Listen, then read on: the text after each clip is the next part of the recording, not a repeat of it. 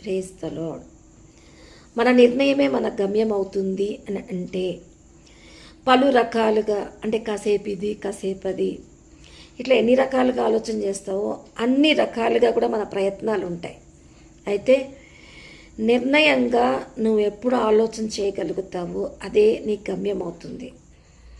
ఈరోజు నిర్ణయంగా ఆలోచన చేయాలి అని అంటే ఖచ్చితంగా అనేకమైన అభిప్రాయాలు వదిలిపెట్టి ఒకదాని మీద మనసు కేంద్రీకరించడంలోనే ఆ యొక్క కేంద్రీకృతమైన ఆలోచన నిన్ను గమ్యానికి చేర్చడానికి అపోస్తులైన పౌలు కూడా అంటాడు.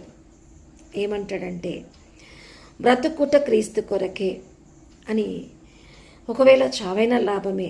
ఈ రెండిట్లో నిర్ణయం ఒకటే, దేవుడి కొరకు అన్నమాట. అయితే దేవుడు కొరకు అని ఎప్పుడు తన నిర్ణయం తీసుకున్నాడో మిగతా వాటి మీద ఉంటున్న ఒత్తిడిని తగ్గించుకొని ఆ యొక్క క్రీస్తు విషయమైన ఉన్నతమైన పిలుపులో అప్పగించుకున్నప్పుడు గమ్యానికి చేరాల్సిన జీవితము శోధింపబడకుండా ఒక మార్గంలో ఉండే జీవితంలో సంతృప్తి పొందడానికి కారణమవుతుంది. నిర్దిష్టత కోల్పోయిన పలు మార్గాలు, పలు విధానాలు, పలు పద్ధతులు, మనిషికి ఒక ఆలోచన, మనిషికి ఒక అభిప్రాయం ఎక్కువగా మనం శోధించబడ్డానికే.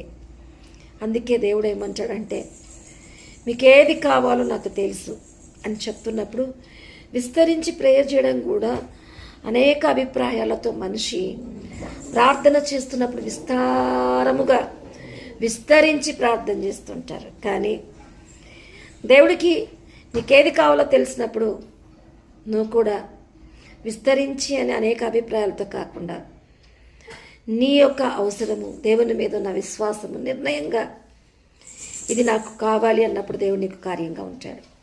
నిజమే, దేవుడికి నీకేది కావాలో తెలిసినప్పుడు మరెందుకు మరో ఆలోచన, కాసేపు దీంతో కాసేపు దాంతో టైంపాస్ కాదు. పలు వాటిల్లో మనం నిర్దిష్టత కోల్పోతాం. ఒక్కదానితోనే ఉన్నప్పుడు ఆ నిర్ణయమే మన గమ్యం చేరుస్తుంది. కనుక ఈరోజు నిర్ణయం తీసుకోవాల్సిన సమయం.